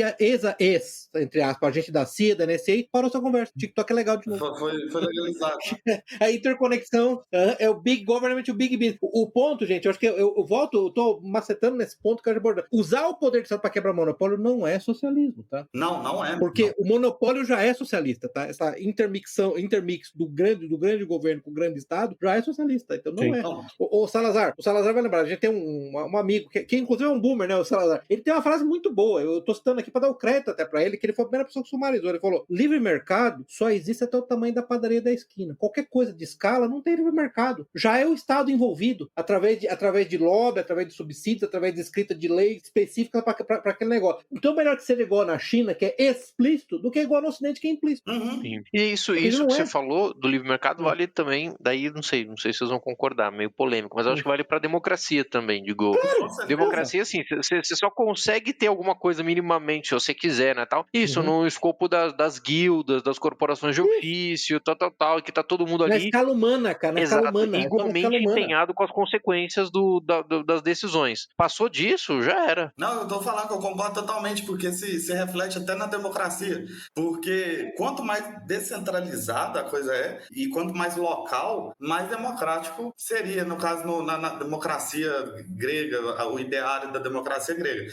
Passou disso, vão juntar o país inteiro para escolher um representante da nação, já não é democracia. Mas aqui no Brasil a gente tem uma distorção maior ainda, que você devia ter os legisladores representando um certo espaço geográfico, né? Hoje, se o cara é eleito lá, ninguém sabe como, pelo estado X, ele mora no estado Y, passa o tempo todo lá fazendo tour pela Europa e pelos Estados Unidos, e não toma a menor noção aí dos problemas do pedaço do local lá que ele devia estar representando. O primeiro passo que ele devia ter o voto regional, né? Você tem o distrito X aqui, tem tantos votos, precisa de tantos votos para ser eleito, e esse deputado, esse sei lá o que, vai representar esse distrito. Aí você cobra aquela pessoa, porque já tudo... Não, mas aquela pessoa tem que viver lá, né? Sim, primeira coisa. Não pode viver no Texas, né? O Zeno, o cara não pode estar vivendo no Texas, em Washington, né? Tem que estar vivendo em São Paulo, né? Ela tem que ser implicada pelas consequências das decisões que ela tomarem. sim. E tem que estar ali sujeita a ser tomar uma cuspada na cara na padaria. Isso, na padaria, isso, exatamente. Aqui eu tenho a oportunidade de morar na micro cidade. O meu vereador literalmente trabalha em frente ao onde eu trabalho. Então, assim, eu tenho acesso a ele o tempo inteiro. O problema é que ele não manda porra nenhuma, né, Bruno? No modelo federal brasileiro não manda porra nenhuma, esse é o grande problema. Não manda nada. Esse que é o problema do Pacto Federativo. Aí é um assunto longo. Outro problema é que os municípios todos não se sustentam, né? Aí fica aquelas cenas ridículas da Dilma viajando pelo país entregando escavadeira, né? O próprio município meu não se sustenta. Na época que Paulo Guedes propôs acabar com os municípios, alguns municípios com menos de 5 mil habitantes, o meu estava no meio. Aí, só que por causa de lobby de deputado, o projeto não foi para frente. O poder nunca vai desaparecer, né? Na verdade, você tem muito mais lobby para criar novos estados, né, novos municípios, do que para tornar os municípios solventes. Solventes ou independentes também, né? Gente, mas por que eu insisto? Porque um resultado do mega capitalismo hiperliberal, sem controle do Estado, paradoxalmente, é o aumento do Estado. Sim. Porque agora você tem que aumentar o Estado para poder taxar e redistribuir a riqueza gerada. É isso que acontece. E o Estado nunca diminui, o Estado nunca vai encolher por vontade própria. Então, Zeno, fique claro então que esse argumento contributivo não pode ser usado. Não me vem com esse argumento que não. Estou falando você, então alguém que não me vem que vou aumentar o Estado, mas o Estado só aumenta mesmo. Não tem jeito. Essa não pode ser a razão, entendeu? Então que ele aumente com um intuito moral, que ele tenha mesmo um direcionamento moral, porque no liberalismo o grande ponto é que o Estado é neutro, moralmente neutro. Aliás, o bem comum não existe. O bem comum, cada um tem o seu. Essa é a narrativa. Então vamos parar com essa narrativa. A gente tem que parar de querer que o Estado resolva os problemas, porque toda vez que acontece um problema, teve um assassinato numa escola, umas semanas atrás aí, já teve gente falando, não, porque os videogames violentos inspiram esse tipo de coisa. Eu falei, não, vem com essa conversa que vai surgir. Vou inventar um órgão do Estado para fiscalizar videogame. A Game Brás, que vai ter que ter um selinho lá da Game Brás para poder vender. E aí vai ter diretor, secretária, assessor e um negócio que não vai produzir absolutamente nada pro... Imagina o concurso público da Game Brás, hein? Pois é. Agora, eu sei que a gente tá falando sobre distributismo, né, sobre essa questão da localidade do poder, mas como o episódio é de Chesterton... Não, mas o distributismo é completamente indissociável de localismo. Exatamente, esse foi o meu ponto, mas eu digo, né, eu queria só ter uma citação do Chesterton que eu consegui recuperar aqui, que é muito, muito boa, que ele fala assim, os homens que o povo deveria escolher para representá-los estão ocupados demais para assumir cargos, mas o político está esperando por isso, né, ele político profissional, né, que o Taleb, antes de virar de Reinaldo Azevedá, falava que políticos profissionais são comparáveis a amantes profissionais, né, que também é conhecido como prostitutas. Bom, então esse político, ele fala, esse político é a peste dos tempos modernos. O que deveríamos tentar fazer é tornar a política o mais local possível. Mantenha os políticos perto o suficiente para poder chutá-los. Os moradores que antes se encontravam sob a árvore da aldeia também podiam pendurar ou enforcar os seus políticos nessa árvore. É terrível pensar quão poucos políticos são enforcados hoje em dia.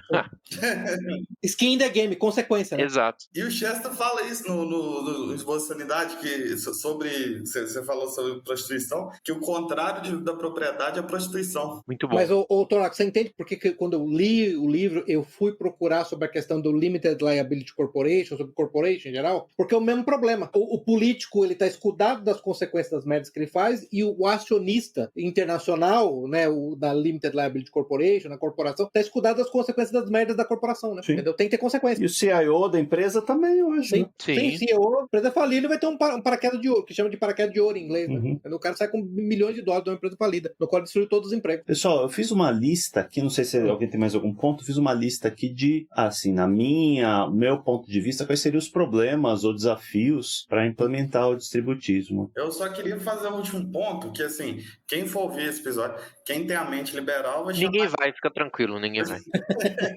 Estamos só nós aqui. E, assim, quem tem a mente liberal vai achar que a gente está defendendo o socialismo, que isso é só mais uma ideia do espectro socialista. E deixar claro que não é totalmente antissocialista o distributismo, pega alguns aspectos, né, não rechaça todo o socialismo, pega alguns aspectos que são aproveitáveis ali, e ele ao contrário do capitalismo, dos liberais, e ao contrário dos socialistas, o Estado não é o Estado para o distributista não é o Estado de Hegel, não é o Estado total.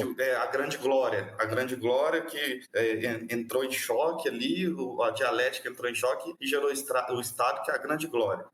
O Estado é somente um instrumento para o bem comum, para ser usado para o bem comum. Isso. Esse parênteses que eu queria fazer. Acho que o melhor aprendizado que a pessoa tem que ter hoje em dia é que a maior parte das questões não são dicotomias. Não é porque A é ruim que B é bom. Não é porque a China é rival dos Estados Unidos. Eu não gosto da China, então quer dizer que os Estados Unidos está certo em tudo. Ou vice-versa, né? Uhum. Eu gosto da China, então quer dizer que os Estados Unidos é o grande satã. Talvez esses dois estejam errados na maior parte dos aspectos, no que nos interessa, né? Então acho que a gente tem que acabar com isso, que a maior parte das discussões que a gente vê em redes sociais, assim, é como se fosse torcida de futebol, né? Eu não gosto de A, então eu vou torcer para B. Não é assim. Mas esse que é o problema de viver numa sociedade infantilizada, né? A sua criança que vê tudo como maniqueísmo. Uhum. Quem é do bem e quem é do mal, né? Vingadores e o Thanos. Vingadores e Thanos. Exatamente. Isso. Então acho que é importante a gente trazer esse tipo de tópico aqui, porque essa é uma terceira via que não tem nada que a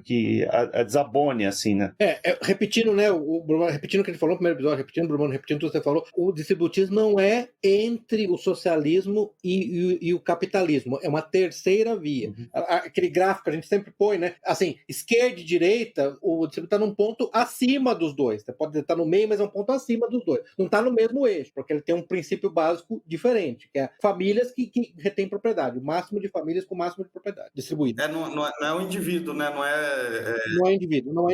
Não é o Estado, não é o indivíduo, são famílias, o máximo de famílias com propriedade. Posso falar minha listinha? Opa! Vamos lá.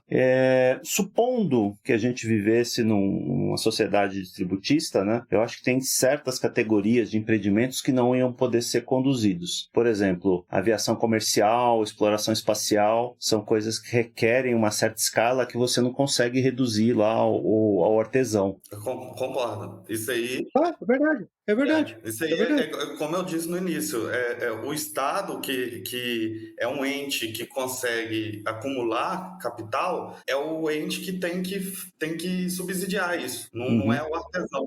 Zeno, mas para deixar claro, né? O próprio Chesterton, no livro, na parte 3, ele inclusive dá um exemplo excelente de onde seria a província básica de operação do Estado, que é na indústria de armamento, da defesa e armamento. Uhum. Ele deixa claro isso, né? Ele estava no bolso do complexo industrial militar, é isso. Tá, é por isso. Ele era da Lockheed Martin. Northrop Grumman comprou o Chesterton. Isso. Porque assim, eu acho legal que ele tenha tocado nesse ponto, porque prometeu aquele artigo famoso What's Wrong with Distributism. Eu diria assim, que isso vira quase um boneco de palha no seguinte sentido: o distributismo, ele não abdica da existência de classes, ele não abdica da existência de gente pobre ou rica, e não abdica da existência de empreendimentos estatais. Uhum. Eu acho que esse é o ponto importante. O modelo distributista, ele financia, ele estimula a dissolução dos grandes negócios onde ele pode ser dissolvido, mas um exemplo clássico é a defesa que o próprio Chesterton dá. Uhum. Não é uma utopia, igual a gente tinha falado no episódio Belo, que não é uma utopia. É um sistema econômico baseado na realidade, que foi baseado e foi estudado com base na Rerum Novarum e na 40º ano da Igreja Católica, as duas encíclicas. Uhum. Próximo ponto aqui que minha visão, né, empresas controladas por funcionários tendem a se tornar muito autocentradas e não conseguem tomar decisões difíceis, como programas de demissão, desativar linhas de produtos obsoletos ou filiais deficitárias. De novo, é verdade, o exemplo, você lembra quando eu falei minha ideia, viu, o Torlaco, o Salazar, até perguntaram, era fazer uma trilogia, né, falar do Belloc, falar do Chesterton e falar da Mondragon. Eu acho que deu um exemplo excelente da Mondragon. A Mondragon é uma empresa distributista, fundada por um padre na Espanha, tem 80 mil funcionários, tem uma revenue de 16 bilhões de dólares por ano, porém, se você pega aquele Making of Mondragon, teve subsidiária que faliu, que eles tiveram que vender, vender, faliu, então a empresa tem sucesso, mas já teve seus fracassos, e uma das razões é que nesse modelo realmente há uma resistência enorme de se readaptar, vamos ter uma mudança tecnológica, reduzir salários e demitir por conta de ser contratado por funcionário. É verdade, isso acontece. Isso aconteceu com a Varig no Brasil. Na Varig, durante um tempo, aí foi controlado pelos funcionários e acabou quebrando. Sim, é verdade. Isso, assim, você tem um exemplo de fracasso na Varig, eu acho que a gente está até falando, né, o Brumano, no episódio, tem vários exemplos de cooperativas na Europa, cooperativas na Alemanha, cooperativas na Itália, aquela Emília-Romana que faz vinho, não sei o que. É um exemplo de sucesso, mas você tem exemplo de fracasso. Então eu diria o seguinte, é importante tocar nesse ponto, porque nos distributivos vai ter falência, tá, gente? Não é a pessoa que quer aderir a isso ou simpatiza, tem que colocar na cabeça que não é o mundo ideal, não. Vai ter problemas. Distributismo é risco. Mas é que tá, quando eu falei da LLC, Limited Liability Corporation, você tem risco. Distributismo é risco. Tá? Tem fazendeiro distributista que vai a falência, que não vai conseguir fazer. Tem uma pequena, sei lá, siderúrgica lá, pega lá o meu exemplo, lá, o cara vai começar a fazer impressão 3D em casa. Tem coisa que não vai dar certo, não vai conseguir. Só que o foco é a pessoa mesmo falindo, ela tenha um meio de subsistência, a propriedade familiar dela. É a única diferença entre as outras linhas de economia, né? Mas, assim, igual você falou, Pepe, e o Zeno também disse, como qualquer realidade do mundo, tem seus riscos, vai acontecer coisas ruins, vai acontecer coisas boas, sucessos e fracassos. Mas é boa lista, por favor, continua, porque é boa. Empresas focadas na pequena escala, elas não vão conseguir ter programas de pesquisa e desenvolvimento para coisas que não têm aplicação imediata. Verdade também. Sim, verdade. É o Estado. É da minha tese que é o Estado que tem que... Ô Zeno, o exemplo que eu dei pro Brumano, a gente discutindo, não sei o que, falou, você imagina uma empresa privada fazer GPS? Não importa o tamanho, investir para fazer GPS, vai ter uma constelação satélite. Mas em contrapartida, a gente tem vários exemplos de inovações que surgiram nas empresas privadas, né? A Xerox, lá com o Palo Alto Research Center, várias tecnologias que a gente usa hoje, o interface gráfica e tudo que surgiram lá, programas de pesquisa, IBM, tem... Programa de pesquisas com subsídio, né?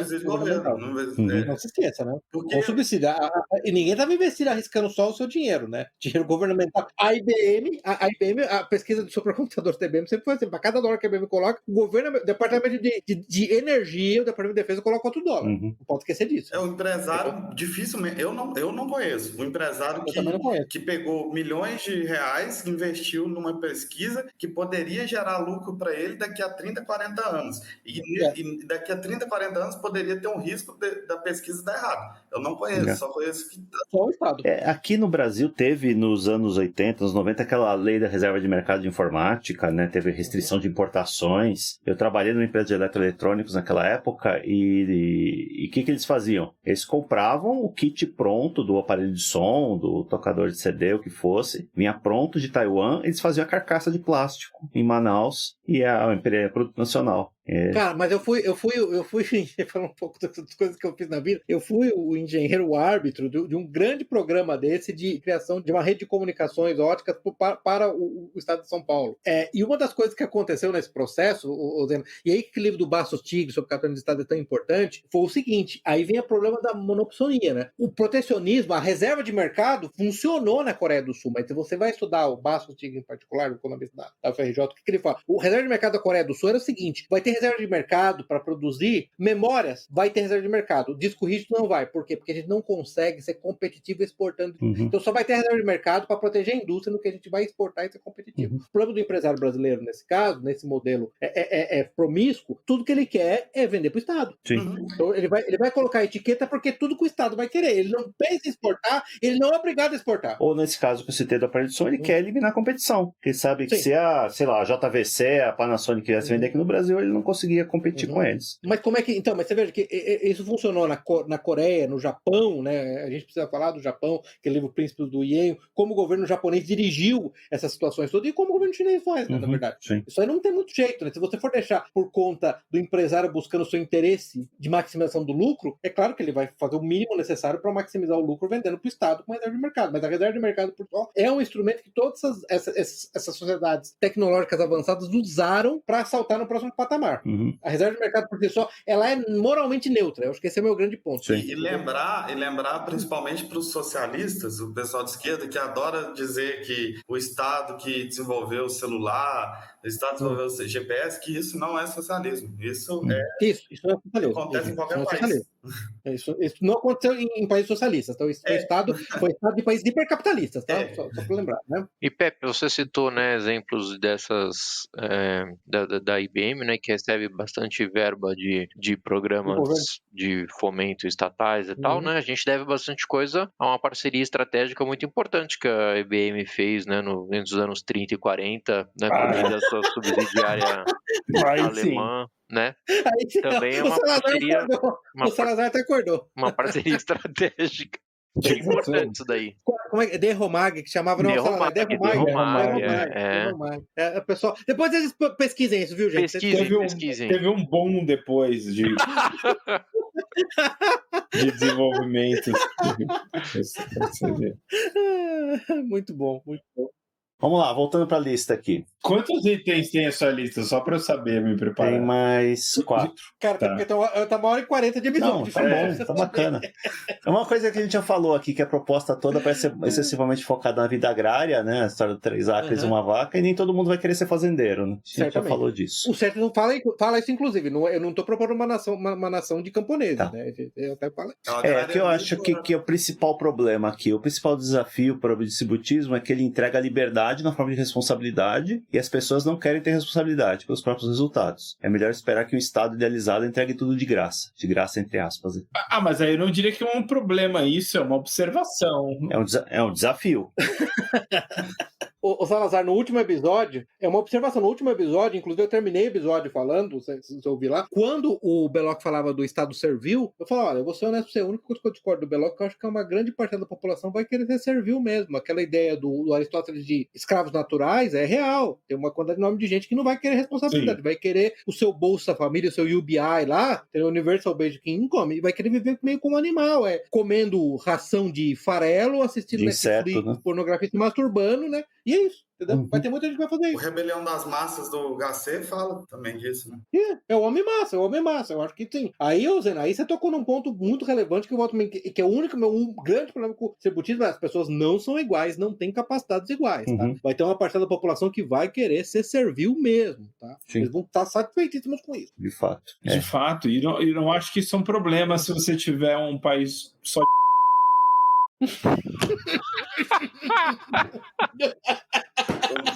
Eu não sei se eu posso rir.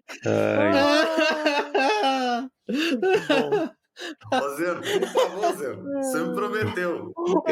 Eu fiquei tão feliz quando o Pepe falou que o Salazar não ia participar. Aí ele aparece. Esse episódio vai ter tanta edição, vai ser só no final do ano. Pode seguir aqui? Pode ir. O Chester não defende que é possível ser feliz sem ser rico, mas como é que a gente vai convencer a geração de modelo de Instagram disso? Mata e espera a próxima. É uma abordagem. Seria isso mesmo, tô lá. Cara, eu acho que tem aquele artigo muito bom do Aaron McIntyre lá, Consent-Based Morality is a Disaster. Eu só honesto pra você, uma observação que ele faz lá que é real, as pessoas esperam a figura de autoridade dizer o que é aceitável ou não. Se o Estado disser que vai ser aceitável, isso é aceitável, entendeu? Esse é o grande ponto. Eu não acho que seja. As pessoas são muito mais moldáveis, né, cara? Se você pegar o The Center of Self lá sobre a vida do Eduardo Bernays, lá, manipulação da opinião pública, as pessoas não têm uma grande convicções interiores, entendeu? Elas são muito suscetíveis da propaganda. Inclusive, por isso que eu sou contra a democracia fora de pequenas escalas, porque a manutenção, a manufatura do consenso, lá que o Walter Lippmann falava, é real, né? Simplesmente é porque os operadores do TikTok e do Instagram decidiram que é importante que as pessoas se considerem felizes só quando elas tiverem um iPhone, uma BMW, tênis, não sei das quantas, a bolsa Louis Vuitton. Isso aí você muda por decreto, eu diria que muda por decreto. Não podemos descartar também, sei lá, acontece um milagre e todo mundo se converte. literalmente um milagre, né? É um milagre. Mas aí, Brumano, a conversão, o catolicismo não é uma religião social. Você precisa ter a ligação da religião, das duas entidades, do Estado e da Igreja, que são co-iguais em dignidade, para ajudar as pessoas a se converterem, entendeu? A pessoa não tem virtude individual, não. A gente falou isso bastante no livro, quando falou do William e do Eric, do Science, Politics and Gnosticism, né? O homem comum não tem virtude não sozinho, ele precisa ser empurrado mesmo, ele precisa ser controlado, ele precisa ser dito, né? Não tem jeito não. Igual você disse, o cerne, né, do catolicismo é o apóstolo e o discípulo. Isso, exatamente. Aqui lembra daquela frase do... O Toraco lembra daquele cara, o Michael Looney? Lembra que ele falou, uma sociedade sadia é aquela na qual você não precisa ser um herói para ter virtude básica. E a nossa sociedade você precisa ser um herói para ter virtude básica. É uma verdade. sociedade não sadia. Mas isso aí se resolve literalmente por decreto, né? Pô, cara, assim, ele tá falando, em certa medida, isso está sendo resolvido no Partido Comunista Chinês, né, nos seus decretos lá, dos seus anais, tá dizendo agora, tem que casar cedo, não pode divorciar, tem que ter um casamento monogâmico. Sim. Você consegue fazer isso, o Partido Comunista Chinês consegue fazer isso. Hungria também, né, tá estimulando. Coreia também, exatamente. Hungria, Sim. Rússia, entendeu? De novo, isso não é comunismo, gente. O Estado existe, como o Brumano falou, o Estado é o ente que representa a população, representação existencial e formal, como diz o Eric Vogel, para o bem comum. O grande problema é que, como a gente negou o bem comum, né, a gente já teve essa conversa várias vezes, como o modelo capitalista moderno nega o bem comum vira o quê? Vira o hedonismo, vira o lucro e vira o prazer. E o Estado vira a grande glória. Cafetão. O cafetão, né? O Estado vira o cafetão barra traficante da sociedade. Isso. Falando aqui de hedonismo, Instagram, eu vi um vídeo sobre esses modelos de Instagram que vão para Dubai, né? Isso aí, meu amigo. Modelos, entre aspas. Jesus. Não, isso aí esquece, cara. Isso aí esquece. Moçada, essa aí, eu nem tenho coragem de falar, porque você não vai encerrar o episódio. Você de cada história aqui. Não, não tô sabendo disso, nossa senhora. Não, depois eu converso com você, Torlaco. Torlaco é um menino novo, é um menino ingênuo, ele não sabe o que acontece lá. Não, eu tava falando que eu fiquei sabendo da história de modelos que vai para Dubai, que envolve salmão e outras coisas. Jesus. Minha última pergunta é se tem alguma corrente, algum partido, alguma instituição defendendo oficialmente distributismo no Brasil, ou tá só na esfera do indivíduo ainda? Não tem. Não tem nenhum movimento. Não existe. Assim, pode existir algum movimento pequeno que tenha 30 pessoas, sei lá. Mas, assim, um movimento que possa ter voz, possa se tornar, como é que eu posso dizer? Possa se tornar tão relevante quanto os ANCAPs. Ainda não tem. Mas, assim, eu não sei, o Brumano, assim, o pessoal lá talvez tenha alguém no PDT ou naquela Nova Resistência, você sabe de alguém assim? Na Nova Resistência segue a quarta teoria política, né? Que tem um pouco de distributismo, mas exatamente não é explicitamente distributista, tá? Não é explicitamente, tá? Por isso que eu queria entender. Mas eu acho que a pergunta do Zeno, eu não conheço ninguém assim explicitamente. A Inglaterra tem um negócio chamado, como é que chama? O Partido Cooperativo, né? Tem, a Inglaterra... eu não acho que tem, eu não conheço nada igual no Brasil, não, cara. Então, tem uma ala do PDT, que é do PTB, que virou PDT, né? Como é que é? Quem herdou o PTB é o PDT, né? Não tenho a menor ideia.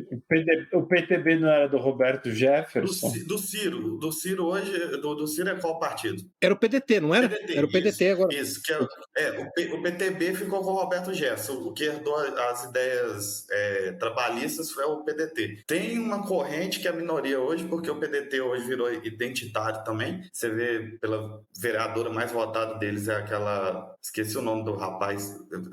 Nós vamos processar aqui. Da trans. Puta merda, não dá, esquece. Trans uma pequena corrente, que é, como eu disse, que é do Alberto Pasqualini. Que ele é um trabalhista católico e ele pega muitas ideias distributistas, principalmente da parte da reforma agrária. Então, assim, o que tem é isso. De concreto no Brasil. Entendi. Olha, quem eu acho que a gente podia tentar converter e cooptar... Não faça isso. Não é o autista morto, não. É o Paulo Cruz. É o Rui Costa Pimenta, pô. Pessoal? O cara converte o cara, acho que...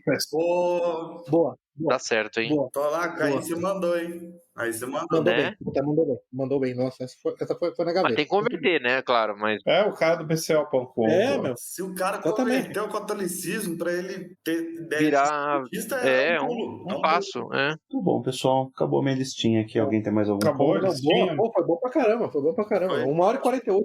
Só acho. Tá bom. Eu queria fazer só uma consideração final no episódio. Primeiro, agradecer vocês todos, né, por ter paciência de me ouvir. Vou fazer anúncio do Raid Shadows Legend, não pode, hein? Raid Shadow. Não, eu queria falar que o seguinte, que o episódio chama um esboço de sanidade. E a gente tá falando. E 5 loucos. É. Tá bom.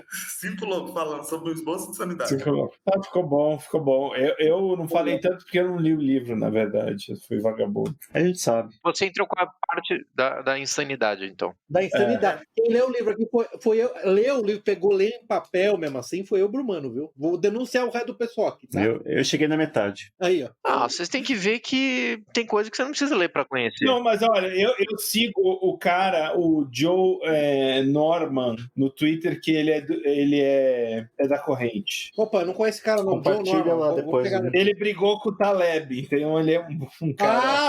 Ah, bom. Ó, Boa. o Twitter dele, ele fala sobre distributivismo ou distributismo. É Normonics o nome. Normonics. Boa. Não, eu vou colocar na nota já. Normonics, ele é um cientista de...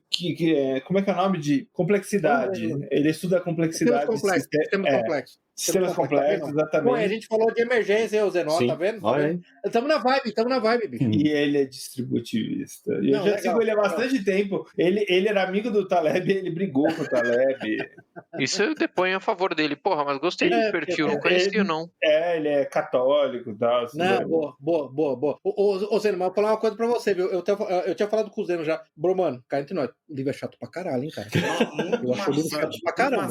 Eu achei o livro chato pra caramba. Eu mandei mensagem pro Pepe no privado antes do episódio. Eu falei, ô Pepe, cara, o livro é muito maçante. Eu acho que se a gente ficar só falando do livro, eu acho que vai ficar um episódio muito assim, muito chato. Cara, Muito chato. A gente achou engraçado porque tem uns caras que falam lá que o livro do Belloc é muito estéreo, né? não, nossa. Do Chester também mais. Isso eu não aguento. Eu tava falando pro Zeno antes de começar a episódio, eu falei, eu conheço um nego que fala, não, quem introduziu o cara no distributismo não usa o Belloc, que é muito estéreo. Usa o Chester. Eu falo, você tá Não, maluco. no Chester você tem que usar se você, por exemplo, igual eu coloquei exemplos de realidade, só se for assim, porque se você for usar ali Não dá. em contrapartida, você pega, por exemplo, os outras obras dele, Ortodoxia, Padre Brown, É verdade. você nem parece que é a mesma pessoa que escreveu. Uhum. Isso mesmo. Exatamente. O What's Wrong with the World, muito bom também. É verdade. E assim, ele fica batendo boca com o Bernard Shaw, com o H.G. Wells no livro, respondendo assim, os caras. Isso. O Ford, Rockefeller, puta, um negócio completamente fora de não é legal não, gente. É uma advertência que eu faço quem quiser ler. O livro não é chato, né? Para quem não quer, no caso, comprar o livro e não quer ler também, tem preguiça de ler, tem o audiobook no YouTube. Cara, eu não achei. Eu também não achei, eu procurei e não achei. Depois você me dá o põe nas notas. Vocês procurou em português? Não. Não, em inglês. Ah, não, tá em português. Caraca, tem um audiobook em português. Sério? Tá bom, não sabia. Você escreve um esboço de sanidade, é o primeiro vídeo. Caramba. Nunca imaginar que ia ter um audiobook em português e em inglês. Mas... Vou meter nas notas. Boas recomendações aí. O cara que pegou o Taleb, o audiobook em português, eu acho que vale a pena. Ou escuta audiobook dirigindo, assim, porque realmente o negócio é parar pra ler. Cara, eu li esse livro durante a quaresma, que eu não podia beber nem fumar, cara. Foi um sacrifício. Ler o livro foi nossa. Eu li há muito tempo e agora, para fazer o episódio, eu só dei uma repassada, mas assim, eu falei, cara, eu não vou ler tudo de novo, não, porque é muito maçante. Não, ali tomei nota. É cansativo. É cansativo, foi brutal. Tem muita nota nele, tem coisas que é muito específica ali da Inglaterra. Inglaterra e daquele momento na Inglaterra, naquele né? momento. Então assim, eu consideraria mais a pessoa ouvir esse episódio do que ler o livro. Eu também. Eu recomendo o episódio para todo mundo. Porque foi mais didático. O episódio é mais didático. Modéstia à parte, a gente foi mais didático. Se bem que ele não fez uma coisa que o Zeno sempre faz, que é falar da estrutura do livro. Ele não falou da estrutura do livro, mas tudo bem. Muito bom, pessoal. Vamos encerrando aqui. Vamos me despedindo. Zeno Estoico, Salazar. Tem um fato aí, quando a gente estava conversando, tem 16 milhões de habitantes de São Paulo, grande São Paulo, né? Uhum. E 75 mil ratos. Como é que sabem que tem 75 mil ratos em São Paulo? Meu Deus do céu, de onde vem esse número? Eles responderam o censo, pô. Os ratos responderam Faz o censo justamente com a máquina lá da IBM, desenvolvida nos anos 30. Exato. Tudo se encaixa. A máquina de tabulação, isso mesmo. Ô, Pepe, a gente vai fazer um episódio da geração identitária. Cara, se for fazer... Vai, claro que vai. É claro que vai. Cara, se a gente for fazer, vai ter que censurar o episódio inteiro. É só não chamar o Salazar. Nada. Eu vou chamar o Salazar. Eu vou mandar o link errado pra ele e falar, não tô te ouvindo. Gente, tem algum problema, não tô te ouvindo. Vai torlar com as comigo. Não tem jeito. Torlar com tomar uns uísque vai dar a mesma coisa. Vai ser melhor que o Salazar. Meu Deus. Tudo bom. Pepe? Bom, boa noite. O livro é chato, mas necessário. É isso que eu tenho a dizer. Então... Torlaco? Eu não li o livro, então eu não achei chato. É verdade. Você tem que fazer o seguinte: você entrega o livro na mão de pessoas que você confia, elas vão ler e pronto, e você absorve. Exato. Boa noite, bom descanso para todos, uma abençoada semana. E Brumano? Boa noite, gente. Obrigado por tolerar aqui dentro da caverna. E assim, o livro realmente é maçante. Eu considero muito mais ver esse episódio, que é bem mais didático, você vai aprender bem mais sobre o distributismo. E mais uma vez, agradeço. Obrigado pela presença, Brumano, e até a próxima. Encerramos aqui nosso episódio de hoje. Links para os livros, filmes e artigos citados durante a discussão estão no site da Liga. Assine o feed para ser informado automaticamente quando novos episódios estiverem disponíveis. Apoie o trabalho da Liga dos Leigos. Deixe o seu comentário, sugestão ou avaliação no site da Liga ou na sua plataforma favorita. Agradecemos a audiência.